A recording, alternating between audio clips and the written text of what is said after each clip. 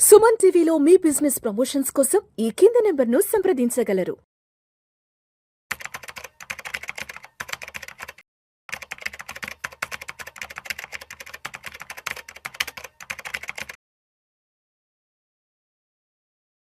నమస్తే రేవంత్. నమస్తే అండి.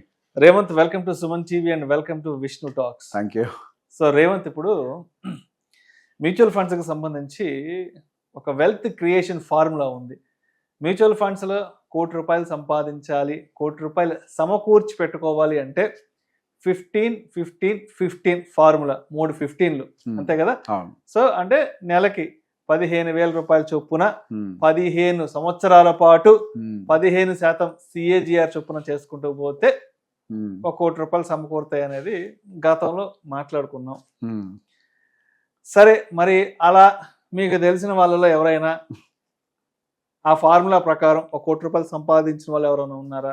మరి ఈ మార్కెట్ల గందరగోళం మధ్య, ఈ మార్కెట్లలో జరుగుతున్న అల్లకల్లోలం అనాలో, లేదంటే మార్కెట్లకు సంబంధించిన బ్లడ్ బాత్ అనాలో, క్రాష్ అనాలో, లేదంటే ఇంకోటి రీజన్ ఏదో మొత్తానికి జరుగుతున్నాయి మార్కెట్లకు సంబంధించి. ఇంత ప్యానిక్లో ఈ 15-15-15 ద్వారా ₹1,00,00,000 అనేది సమకూరుతుందా? అసలు ₹1,00,00,000 వెల్త్ క్రియేషన్ నిజంగా చేయొచ్చు అంటారు? అసలు ఫార్ములా పరంగా 100% కరెక్ట్ అండి. దీంట్లో 2 వర్షన్లు చెప్తా.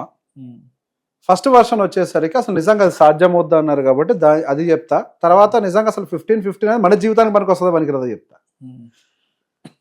ఇప్పుడు ఫస్ట్ విషయం వచ్చేసరికి సంవత్సరం 1.5 years బ్యాక్ మ్యూచువల్ ఫండ్స్ లో ఉండే రీటైల్ ఇన్వెస్టర్ టోన్ వేరు, ఇప్పుడు ప్రస్తుతం మ్యూచువల్ ఫండ్ ఇన్వెస్టర్ టోన్ వేరు. Both are not same. ఆ రోజు ఏ రాయి తీసుకొని ఇసిరినా గ్లాసులో పడుద్ది అన్నారు, కళ్ళు మూసుకొని ఇసిరినా పడుతుంది అన్నారు. అదే ఇన్వెస్టర్ ఈరోజు SIPలు ఆపేసి ఆల్రెడీ పెట్టిన ఇన్వెస్ట్మెంట్స్ని బయటకు తీస్తున్నారు. ఇప్పుడు నిజమైన రిటర్న్ ఇక్కడ తయారు చేసేది 15-15-15 కాదు, నిజంగా 15,000, నిజంగా 15 సంవత్సరాలు ఓపిక్గా చేయటం వల్ల 15% రిటర్న్ రావచ్చు. అది ₹1,00,00,000 చేస్తున్నది ఫార్ములా. అంతేగాని ప్రతి సంవత్సరం నువ్వు 15,000 పెట్టిన వెంటనే ఆ 15 yearsలో ఉండేటువంటి మొదటి సంవత్సరం నుంచి 15% రిటర్న్ వస్తుంది అని కాదు. 15 సంవత్సరాలు నువ్వు ఓపిక్గా ₹15,000 పెట్టుకుంటూ పోతే మనకి 1 crore అవుతుంది అనేది ఫార్ములా. కానీ దీన్ని మొత్తాన్ని డ్రైవ్ చేసేది discipline. And I challenge on this, mutual ఫండ్లో పెట్టుబడులు పెట్టే వాళ్ళల్లో 95% మందికి ఆ డిసిప్లిన్. దాన్ని ఒప్పుకోవాలి గుండెల మీద చేసుకొని. స్మాల్ క్యాప్ 2024 వరకు పరిగెట్టినప్పుడు అసలు మా కొద్దురా మొర్రో SIPలు మేము ఆపేస్తామన్న పరిస్థితులు దాకా AMCలు నెట్టారు. అసలు మాకు వద్దురా SIPలు వద్దులు, అంశంలో వద్దని. ఈరోజు అంత మగ్గు చూపిన ఇన్వెస్టర్లు ఈ రోజు ఎందుకు స్మాల్ క్యాప్ వైపు చూడట్లే? డిసిప్లిన్ లేకే కదా. వాళ్ళకి తెలియదా? ఆ రోజు అన్నారు కదా ఆ లాంగ్ టర్మ్లో పెడితే డబ్బులు వస్తాయని. మరి ఆ లాంగ్ టర్మ్ పెడితే డబ్బులు వస్తాయనే ఆలోచన మీ మెదడులోంచి ఎటుపోయింది? ఒక్క 1.5 year మార్కెట్ భయపెట్టేస్తే భయపడిపోయారా? వాస్తవానికి అసలు మార్కెట్ పడ్డదా? ఇప్పుడు నన్ను అడిగితే మార్కెట్ పడలేదంట. అసలు 20% వరకు జరిగేదాన్ని అసలు మార్కెట్ ఫాలో అనకూడదు. మార్కెట్ బియర్ టెరిటరీలోకి ఎంట్రే కాలే. అసలు ఇప్పటిదాకా మన ఇన్వెస్టర్లు బియర్ మార్కెట్ ఇంకా చూడలే. కరెక్షన్ని చూశారు, కన్సాలిడేషన్ని చూశారు. బియర్ మార్కెట్ ఎట్లుంటుందో తెలియదు ఇంకా. దీనికే అలా కలలం అయిపోయాం మనం. మరి డిసిప్లిన్ లేకపోతే ₹1,00,00,000 మీరెట్లా చూస్తారు జీవితంలో? మొన్న ఒక ఫండ్ మేనేజర్ ఒక మాట అన్నాడు, మనకి చరిత్రలో ₹10 దగ్గర నుంచి ₹4,000 దాకా NAV పెరిగినటువంటి ఫండ్స్ ఉన్నాయి, కానీ ఆ ₹10 దగ్గర ఇన్వెస్ట్ చేసి ₹4,000 దాకా వెళ్ళేదాకా ఉన్న ఇన్వెస్టర్ లేడు అని. ఇన్వెస్ట్మెంట్ జర్నీ లేదు, ఇన్వెస్టర్ లేడు. మార్కెట్లో మ్యూచువల్ ఫండ్లు ఎదుగుతున్నాయి, ఆ మ్యూచువల్ ఫండ్తో ట్రావెల్ అయ్యి ఎదిగిన ఇన్వెస్టర్ ఎవరు? అక్కడ సమస్య మ్యూచువల్ ఫండ్లో లేదు, సమస్య ఇన్వెస్టర్లో ఉంది. ఇన్వెస్టర్ పార్టిసిపేషన్లో ఉంది, డిసిప్లిన్లో ఉంది, పేషెన్స్లో ఉంది. Patience is key to success అని అంటామే. ఎటుపోయింది నీ పేషెన్స్? చచ్చిపోయిందా? ఈ రోజు నువ్వు మార్కెట్ వైపు చూడట్లే. నువ్వు ఖచ్చితంగా సంవత్సరంలో మన మార్కెట్ వైపు చూస్తే, కానీ మార్కెట్ నీకు ఇన్వెస్ట్ చేసే రేంజ్లో ఉండదు. ఆ రోజే తొందరగా బయలుదేరిపోయావు. మార్కెట్లో నేనే తోపు.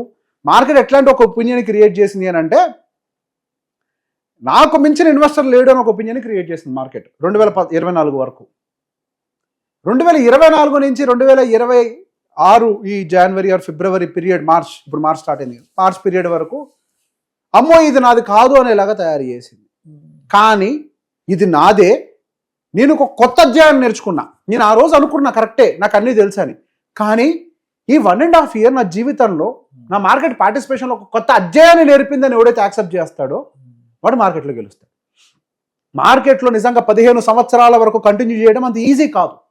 కంటిన్యూ చేయాలంటే దానికి చాలా కన్విక్షన్ ఉండాలి, చాలా పేషెన్స్ ఉండాలి. గతంలో ఒక ఇన్వెస్టర్ జర్నీ చెప్పా, 3 కోట్ల రూపాయలు 41 సంవత్సరాల కల్లా కేవలం జీతంతో మ్యూచువల్ ఫండ్స్లో పెట్టాడు అని. ఆయన అడిగాను ఒక రోజు, నేను చెప్పాను మీకు, ఎట్లా సార్ 3 కోట్ల రూపాయలు మీరు ఎట్లా చేయగలిగారు, మీకు ఎప్పుడు మార్కెట్లో భయమే లేదా, డబ్బులు తీయాలని ఆలోచన రాలేదంటే ఆ రోజు అని చెప్పాడు, నా ఫండ్స్ డైరెక్ట్లో లేవు సార్, రెగ్యులర్లో ఉన్నాయి, నా మ్యూచువల్ ఫండ్ డిస్ట్రిబ్యూటర్ నాకు భయం వేసినప్పుడు ధైర్యం చెప్పాడు, ఆ ధైర్యంతో నెట్టుకొచ్చేసానండి. అంటే ఇక్కడ కావాల్సిన ధైర్యం, మనోధైర్యం తోడు. ఇప్పుడు మీ ముందు ఒక ఫోన్ వచ్చింది, క్లయింట్ కాల్, వాళ్ళందరూ ఏం ఎక్స్పెక్ట్ చేస్తున్నారు నా దగ్గర నుంచి? ధైర్యం. అదే సార్, మార్కెట్లు ఎలా ఉంటాయి, ఏంది, ధైర్యం, వెళ్ళిపోవాలా, ఇంకా ఎంతవరకు ఏంటి మార్కెట్లో, అంతే కదా, ధైర్యాన్ని ఎక్స్పెక్ట్ చేస్తారు. ఆ ధైర్యాన్ని ఇస్తే వాళ్ళే కంటిన్యూ అవుతారు. కంటిన్యూ అయితే ఆటోమేటిక్గా రిటర్న్స్ వస్తాయి. ఇది పార్ట్ 1. ఏంటి అసలు మనకి ఇందులో అచీవ్ చేయగలుగుతామా లేదా అని. అసలు నిజంగా 15-15-15 రూల్ మన జీవితానికి పనికి వస్తుందా రాదా, ఇది పార్ట్ 2. ₹1 చేయగలుగుతారు నిజమే, 15,000 పెడితే ₹1 అవుతానే అని అంటున్నారు కదా. ₹1 15 ఏళ్ల తర్వాత నిజంగా ₹1 విలువ ఉంటుందా? ఈ ప్రశ్న మీరు వేసుకున్నారా? అది ₹1 వస్తాయి. ఇవాళకి 2026లో ₹1 అనేది చాలా పెద్ద నెంబరు, మాట్లాడడానికి కొంచెం పెద్దగా ఉంటుంది వినడానికి. But what about for the next 15 years? 2040 కదా, 15 ఏళ్ళ నుంచి మించిగా 2040కి మరి ₹1 విలువ ఉంటుందా? ఆ రోజుకి అసలు అంటే ఏ ఖర్చులకి ఎంత మాత్రం ఉపయోగపడుతుంది? ఎగ్జాక్ట్లీ, అది కదా ప్రశ్న మీరు వేసుకోవాల్సింది. ఈ రోజు మీకు ₹1 అన్న ఫిగర్ పెద్దగా మీరు ఒకటి ఊహించుకున్నారు చూసారా, ఆ రోజుకి కూడా ఆ ఫిగర్కి ఆ వాల్యూ ఉండాలి అని అంటే మీరు దాన్ని ఫ్యూచర్ వాల్యూ ఎస్టిమేట్ చేయాలి. మనకి డిప్రిసియేషన్, ఇన్ఫ్లేషన్ ఇవన్నీ ఉంటాయి కదా, రూపీ వాల్యూ పడిపోతుంది లేదా ఇన్ఫ్లేషన్ పెరగటం వల్ల, బోత్ ఆర్ 7%తో అంచనా వేస్తే ఈ రోజు ఒక ₹1 సేమ్ వాల్యూ ఉండాలంటే 10 ఏళ్ల తర్వాత అది 2 కోట్లు అయి ఉండాలి. అప్పుడు 2 కోట్లకు ₹1 విలువ ఉంటుంది. 15 ఏళ్లలో అది 3 కోట్లు అయి ఉండాలి. అంటే ఇప్పుడు మీ టార్గెట్ ఏంటి? ₹1 కాదు, 3 కోట్లు. ఈ రోజు ₹1 ఉండే వెయిటేజ్ మీకు ఉండాలి అంటే అప్పుడు మీకు 3 కోట్లు ఉండాలి 15 ఏళ్లలో. అంటే మీరు SIP ఎంత చేయాలి? 45,000 చేయాలి. లేదు ₹1 జర్నీ పెట్టుకొని పోతే ఈ రోజు ₹1 అపార్ట్మెంట్ కొంటారేమో, ఆ రోజు ₹1 అపార్ట్మెంట్లో పార్కింగ్ ఒకటే వస్తుంది. అంతే, నిజమే, కరెక్టే. ఆ ₹1 ఆ రోజు లేని రాదు. మీకు ఆ మీకు నిజంగా ఆ రోజు ఒక ఇల్లు మంచిది కావాలంటే 3 కోట్లు అచీవ్ చేయాలి. ఈ 15-15-15 ఫార్ములాని 2009లోనో 10లోనో అప్లై చేసి ఎగ్జిక్యూటివ్ చేసిన వాళ్ళ, అంటే 2009-2010 ఆ టైంలో చాలా బిగ్గర్ నెంబర్ ₹1 అంటే సార్. అవును, అప్పుడు పెద్ద నెంబర్, చాలా పెద్ద నెంబర్. ఇప్పుడు ఏదో ₹1 ఎవరికి విలువ ఏముందిలే సార్ ₹1 అంటే 2009-2010లో ₹1 పెట్టి ఒక ఇల్లు కొనాలి, ₹1 పెట్టి ఒక ఫ్లాట్ కొనడం అనే మాట చాలా పెద్ద విషయం. అది చాలా పెద్ద వైబ్రేషన్ ఇచ్చిన విషయం 15-16 ఏళ్ల క్రితం. ఇవాళ ₹1 పెట్టి ఫ్లాట్ కొనాలంటే ఎక్కడ కొనాలా, ఏ ఏరియా అసలు ఎక్కడ వస్తుంది? అసలు ₹1 అపార్ట్మెంట్ లో ఫ్లాట్ ఇచ్చే వాళ్ళు ఉన్నారా? మరి 2040కి ₹1 నాకు తెలిసి పిల్లల స్కూల్ ఫీజుకి ఏదన్నా పనికి రావచ్చేమో. మహా అయితే మీరు ఇంజనీరింగ్ ఏదో కొద్దిగా కడతారేమో డబ్బులు, ఇంజనీరింగ్ 10th క్లాస్ ఇంటర్మీడియట్ వస్తాయి, అంతకు మించి మీకు దేనికి పనికిరావు. సో బేసిక్ గా అందుకే 15-15 చేసుకుంటూ వెళ్తే పెద్ద డబ్బులు వస్తాయన్నమాట. ఎంత నిజమో అది మీకు సరిపోద్దో లేదో దాని ఫ్యూచర్ వాల్యూ ఎస్టిమేట్ చేయడం కూడా అవసరం. ఆ రోజుకి 15 సంవత్సరాల తర్వాత సరిపోతాయా సరిపోవా అన్న దాని గురించి ఎస్టిమేషన్ వేసుకో. ఇది అసలు ప్రధానమైంది.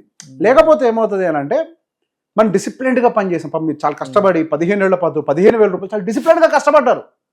కానీ ఆ రోజు ఏం ఫీలింగ్ వస్తుంది అంటే అంత డిసిప్లిన్డ్గా నేను 15 సంవత్సరాల పాటు నా జీవితంలో ఉన్నా కానీ నా జీవితంలో ఏం సాధించలేదన్న ఫీలింగ్ వస్తుంది. సాధించలేకపోవడానికి కారణం ఇప్పుడు మీ దగ్గర డిసిప్లిన్ లేకపోవడం కాదు, ఆ డిసిప్లిన్ ఇంకొక డిసిప్లిన్తో మొదలు పెట్టకపోవటం. ఆ డిసిప్లిన్ ఏంటి అని అంటే ఫ్యూచర్ వాల్యూని ఎస్టిమేట్ చేయలేకపోవటం. ఆ ఫ్యూచర్ వాల్యూని ఇంకొక డిసిప్లిన్తో మీరు ఎస్టిమేట్ చేయాలి. మూడో అంశం ఏంటి అని అంటే ఈ 15 సంవత్సరాల్లో మీ జీవిత శైలి, బతికే విధానం అన్నీ మారుతాయి. మీ లివింగ్ స్టాండర్డ్స్ ఇంక్రీజ్ అవుతాయి. ఇవన్నీ మారే దానికి అనుకూలంగా మీ టార్గెట్ ఫిగర్ని కూడా రివైజ్ చేసుకోవాలి.